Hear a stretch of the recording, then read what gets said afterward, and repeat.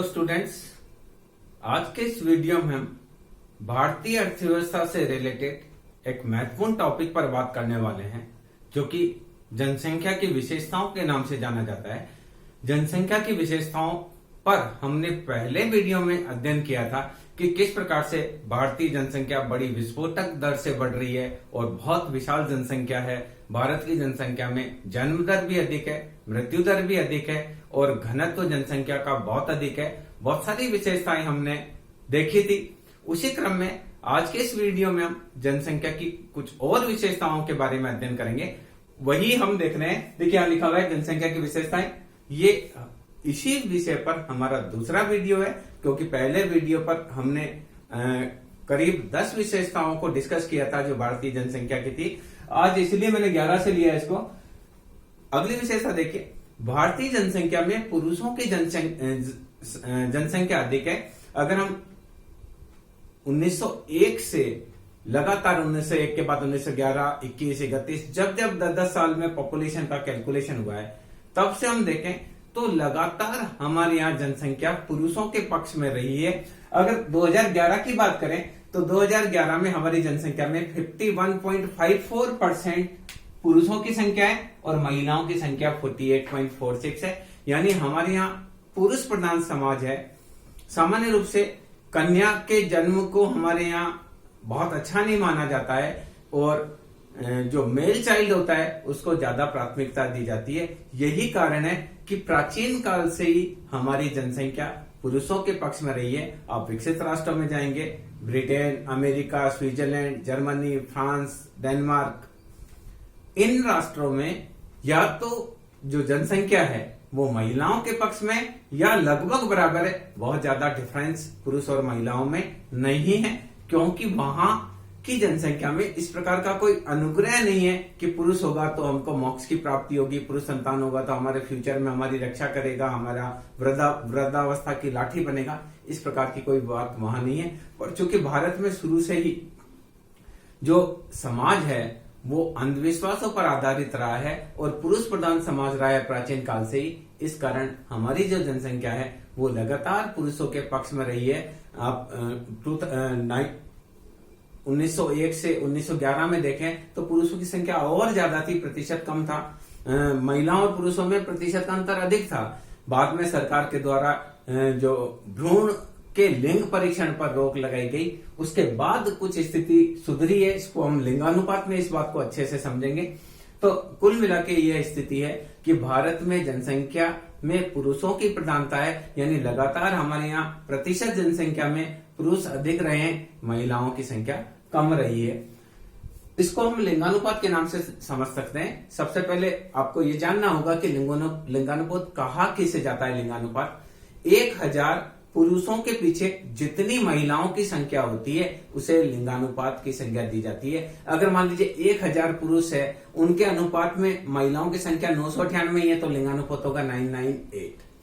अगर हम भारत की बात करें तो 2011 में हमारे यहाँ लिंगानुपात रहा है 940, यानी हर 1000 पुरुषों के पीछे महिलाओं की संख्या 940 है। ये स्थिति तो अभी कुछ सुधरी है। अगर हम पहले की बात करें तो 1901 में हमारे यहाँ स्थिति ठीक थी। उस समय चूंकि हमारे यहाँ ऐसे कई क्लिनिकल परीक्षण नहीं होते थे, गर्भ में भ्रूण की लिंग की जांच नहीं की जा सकती थी, उस समय आप देखिए कि लिंगानुपात ठीक था, 972 था। वो भी कम क्यों था? अगर आप देखिए प्रकृति को देखेंगे तो प्रकृति में तो महिलाओं लगभग बराबर बच्चे होते हैं या फिर फीमेल चाइल्ड ज्यादा होते हैं, पर भारत में क्या होता है, भारत में पुरुष प्रधान समाज है तो कन्याओं को परवरिश करने में थोड़ा सा पक्षपात किया जाता है। उनको अच्छा भोजन अवेलेबल नहीं कराया जाता है। वो बीमार होती है तो उनको जल्दी से डॉक्टर को नहीं दिखाया जाता है, उनको अध्ययन करने नहीं भेजा जाता है। प्राचीन काल से ऐसी परंपराएं चल रही है पुरुष प्रधान समाज होने की वजह से। तो इस कारण से लिंगानुपात हमारे यहाँ लगातार कम रहा है।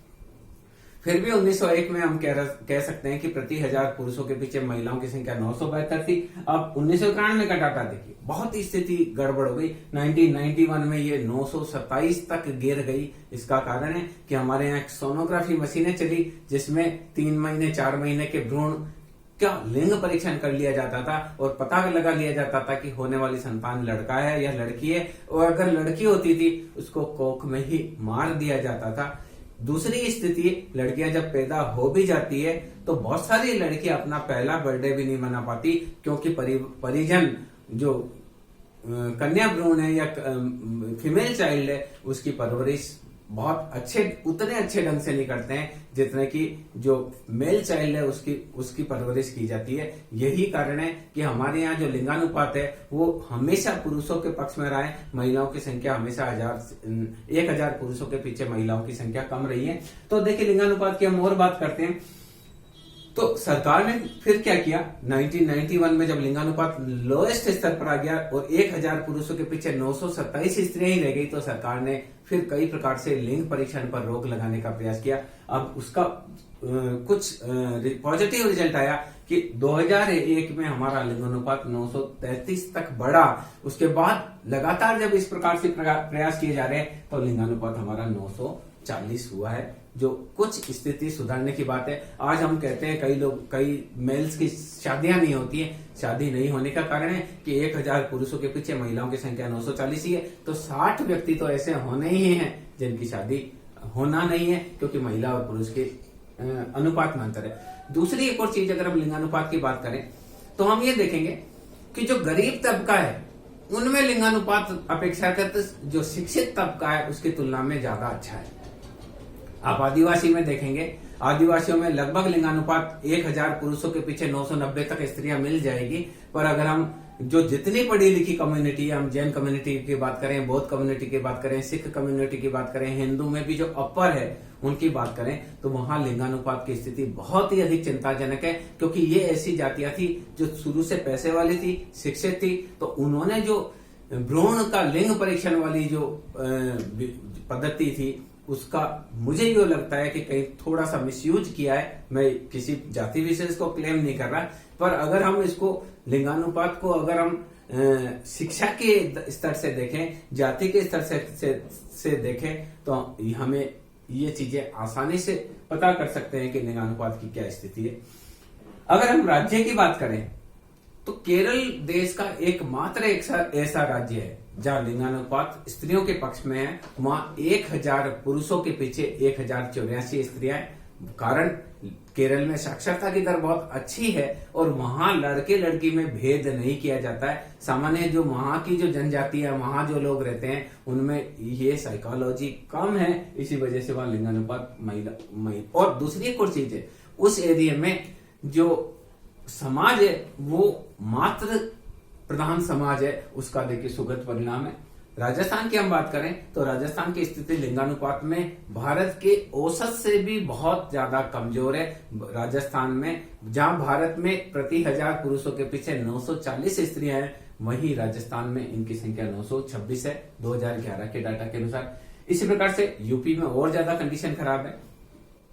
लिंगानुपात वहां 1000 पुरुषों के पीछे 908 स्त्रियां ही हैं, और देश का जो हरियाणा ऐसा राज्य है जहां लिंगानुपात के मामले में सबसे ज्यादा लोएस्ट स्थिति है। वहां पर 1000 पुरुषों के पीछे महिलाओं की संख्या केवल 877 ही है। क्या कारण लिंगानुपात के, क्यों हमारा लिंगानुपात इस प्रकार से हो रहा है, उसके बारे में हम विस्तार से फिर किसी और वीडियो में चर्चा करेंगे। यहाँ हम केवल इतनी सी बात कर पा रहे हैं कि लिंगानुपात जो है वो हमारे यहाँ पुरुषों के पक्ष में है।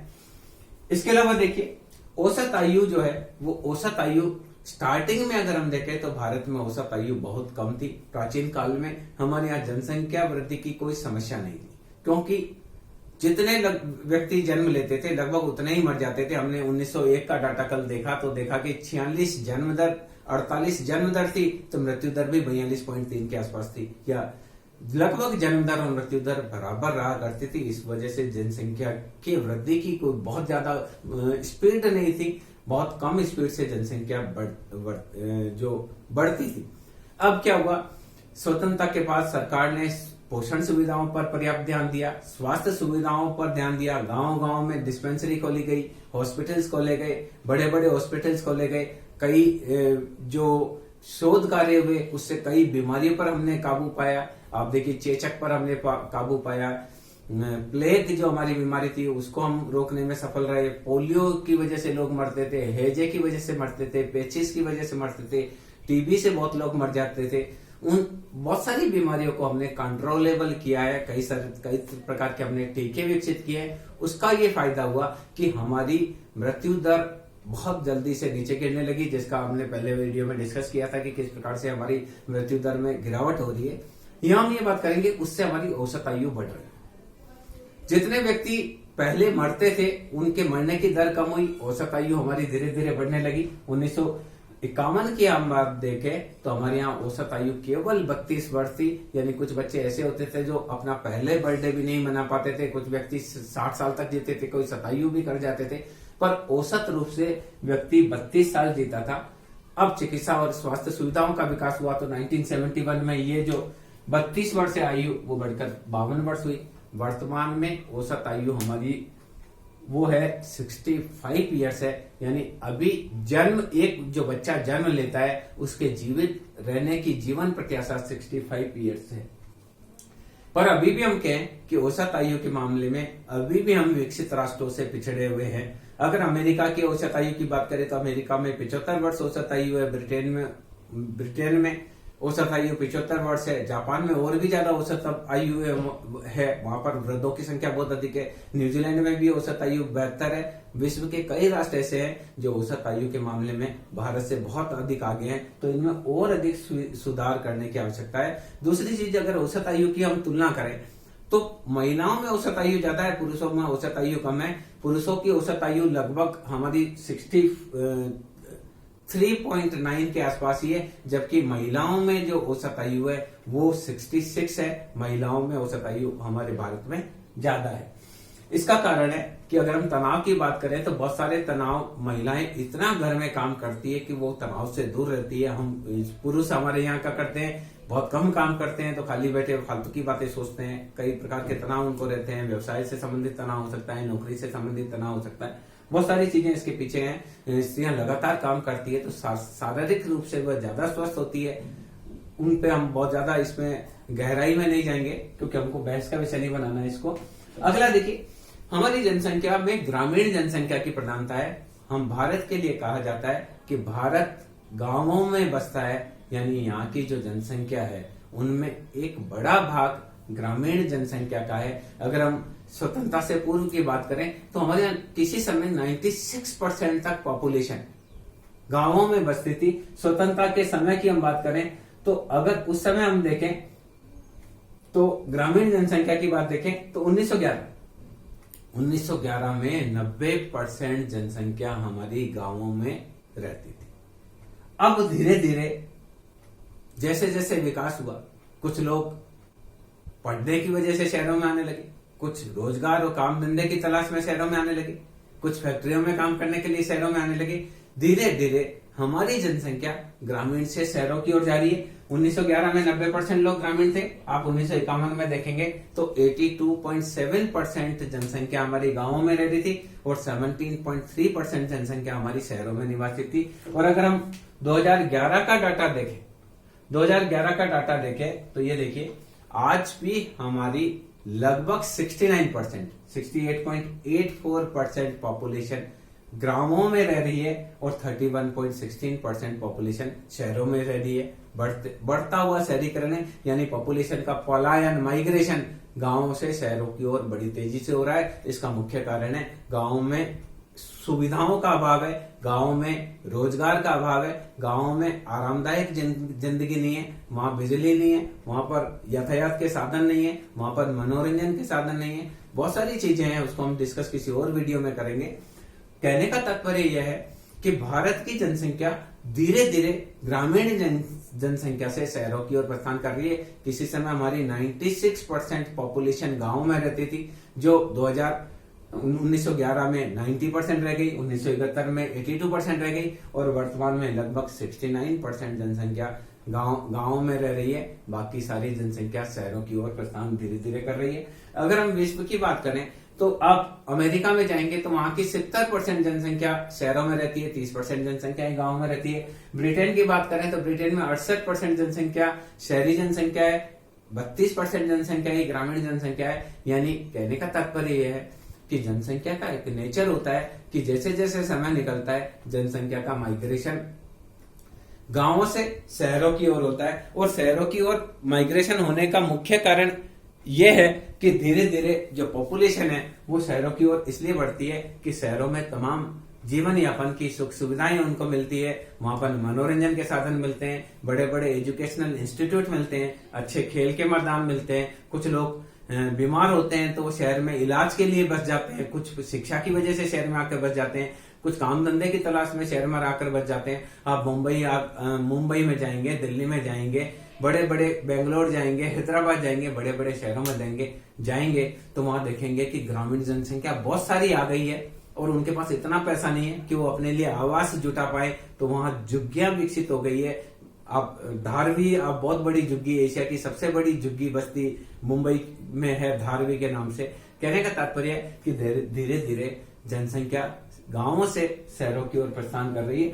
इसके अलावा देखिए जनसंख्या का, आपकी जनसंख्या कितनी ताकत है ये डिपेंड करता है आपके पास किस आयु की जनसंख्या अधिक है। अगर जनसंख्या में एक बड़ा भाग वृद्ध जनसंख्या का होता है या बच्चों का होता है तो वो आर्थिक विकास में किसी भी प्रकार का योगदान नहीं दे पाता है, तो हम कह सकते हैं कि वो जो जनसंख्या है वो अनार्थिक जनसंख्या है।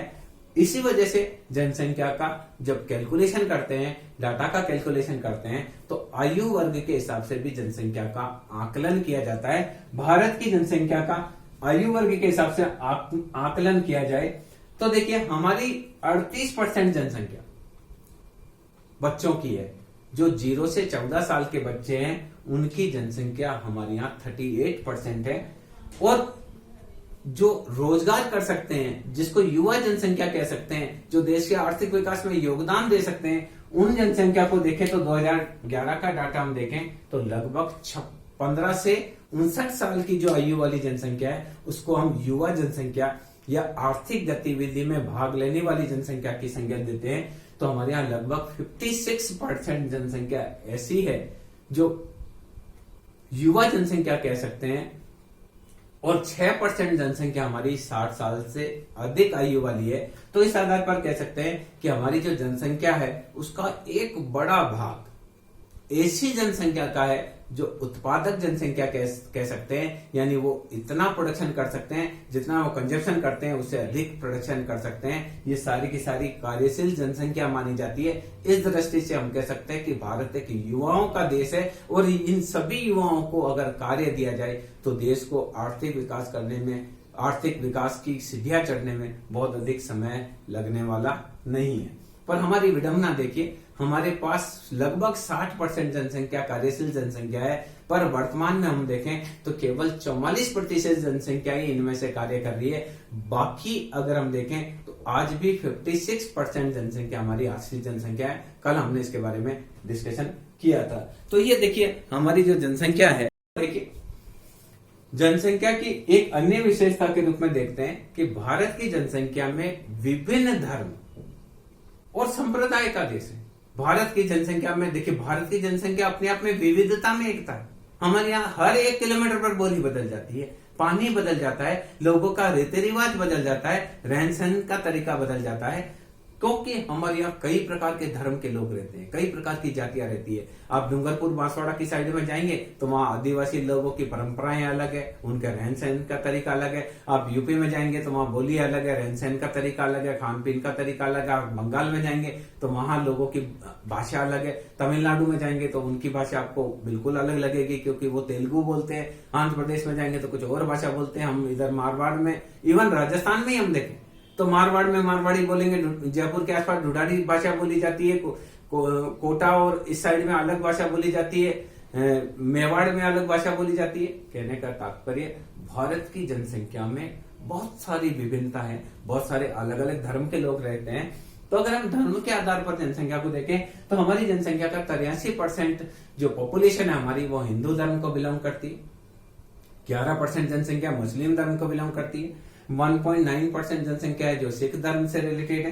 अगर हम क्रिश्चियन जनसंख्या की बात करें तो 2.6% है। इसके अलावा जैन और बौद्ध भी हमारे यहाँ रहते हैं, वो 1.2% है। आप समृद्धि की दृष्टि से देखें तो जैन और बौद्ध हमारे यहाँ बहुत समृद्ध है। इसके बाद सिख भी हमारे यहाँ समृद्ध कौम है। तो जनसंख्या में अलग अलग संप्रदाय है, हर धर्म में भी अलग अलग संप्रदाय है। आप बौद्ध धर्म में देखेंगे तो हीनयान, महायान है। जैन धर्म में श्वेतांबर होंगे, दिगंबर होंगे, बहुत सारी अलग अलग है। ईसाई धर्म देंगे तो कैथोलिक, प्रोटेस्टेंट होंगे। मुस्लिम धर्म में शिया होंगे, सुन्नी होंगे। यानी हर अलग अलग धर्म और संप्रदाय का देश है और अलग अलग जगह पर अलग अलग यहाँ बोलियां बोली जा रही है, अलग अलग रीति रिवाज है, शादी के रीति रिवाज है, जन्म के रीति रिवाज अलग है। इवन हमारे यहाँ खान पीन के तरीके भी सब तरफ अलग अलग है। ऐसी विभिन्नता विश्व के किसी अन्य देश में नहीं ही मिलती है जितने की भारत में मिलती है। यहाँ प्रत्येक 1 किलोमीटर पर बोली में कुछ ना कुछ चेंज हो जाता है, पानी में चेंज हो जाता है, रहन सहन के तरीके में चेंज हो जाता है, मकान बनाने के तरीके में चेंज हो जाता है। यानी बहुत अधिक विभिन्नता वाला देश है। इसके अलावा देखिए, हम ये कह सकते हैं कि भारत एक धनी राष्ट्र है, परंतु यहाँ की जनसंख्या निर्धन है। अगर हम देखें प्राकृतिक संसाधनों के आधार पर तो यहाँ पर बहुत सारे खनिज अवेलेबल है। मैदानी क्षेत्र देखें तो दक्षिण का बहुत बड़ा पठार है, पूर्व का मैदानी इलाका बहुत अच्छा है। यहाँ बहुत सारी ऐसी नदियां हैं जो वर्ष भर बहती है। तो प्रकृति ने हमको खूब दिया है, खनिज के हिसाब से खूब दिया है, जलवायु के हिसाब से अच्छा दिया है। हमारे यहाँ सभी प्रकार की जलवायु है। कुछ विश्व में ऐसे कंट्री है जहाँ ठंड शरद ऋतु है तो शरद ऋतु रहती है। कुछ कंट्री ऐसे हैं जहाँ गर्म ऋतु रहती है, कोई ऋतु चेंज ही नहीं होती है। भारत एक ऐसा देश है जो बीचों बीच स्थित है। यहाँ 6 प्रकार की ऋतु होती है। मोटा मोटी हम 3 ऋतुएं मानते हैं, सर्दी, गर्मी और बरसात। ऐसा विश्व के अन्य राष्ट्रों में बहुत कम होता है कि सभी प्रकार की ऋतुएं हो। पर फिर भी इस वजह से हमारा देश प्राचीन काल से धन्य धान्य से भरपूर रहा है। देश को सोने की चिड़िया तक कहा जाता था, परंतु वर्तमान में अगर हम देखें तो हमारा राष्ट्र धनी है पर यहाँ की जनसंख्या निर्धन है। आज स्वतंत्रता के 74 ईयर्स के बाद भी हमारे यहाँ 29.8% जनसंख्या गरीबी रेखा से नीचे जीवन यापन कर रही है, जो ये बताने के लिए पर्याप्त है कि भारत में निर्धनता व्यापक स्तर पर है। क्योंकि हमारे यहाँ बेकारी की समस्या है, पॉपुलेशन एक्सप्लोजन है, जनसंख्या बहुत ज्यादा है, हम सबको काम नहीं दे पा रहे हैं, लोग बेरोजगार होते हैं, आश्रित जनसंख्या बहुत अधिक मात्रा में हो रही है, लोगों को रोजगार नहीं मिलने के कारण आश्रित जनसंख्या बढ़ती चली जा रही है। तो यहाँ पर हम कह रहे हैं कि देश धनी है परंतु जनसंख्या यहाँ की गरीब है। तो ये कुछ हमने जनसंख्या की विशेषताओं के बारे में विस्तार से अध्ययन किया। लगभग हमने यहाँ पर 17 भारतीय जनसंख्या की विशेषताओं के बारे में हमने अध्ययन किया। एक बहुत बड़ा टॉपिक है जनसंख्या का, इस पे हम और बात करेंगे कि भारत धनी राष्ट्र है और ये क्या भारत धनी राष्ट्र है, यहाँ की जनसंख्या निर्धन है, इस पर भी हम डिस्कस कर सकते हैं। जनसंख्या का ग्रामीण क्षेत्र से शहरी और पलायन हो रहा है, उससे क्या क्या प्रॉब्लम हो रही है, वो अपने आप में एक बहुत बड़ा टॉपिक है। जनसंख्या का घनत्व अपने आप में एक महत्वपूर्ण विषय है। जनसंख्या का लिंगानुपात पर हमको बहुत सारी बात की जा सकती है, क्योंकि स्टेट वाइज लिंगानुपात की बात हो सकती है, स्टेट में डिस्ट्रिक्ट वाइज हो सकती है, डिस्ट्रिक्ट में हम तहसीलवार लिंगानुपात को दे सकते हैं, फिर लिंगानुपात में हम धर्म के आधार पर भी उसको देख सकते हैं कि किस धर्म में लिंगानुपात की क्या स्थिति है। कहने का तात्पर्य जनसंख्या का जो टॉपिक है वो बहुत ही विशाल है, जिसको किसी एक वीडियो या वीडियो की सीरीज में बांध कर रखना संभव नहीं है। हम अपना अधिक से अधिक प्रयास करेंगे कि अधिक से अधिक जानकारी आपको देने का प्रयास करें। आज के वीडियो में हम इतनी ही बात करेंगे। Thank you.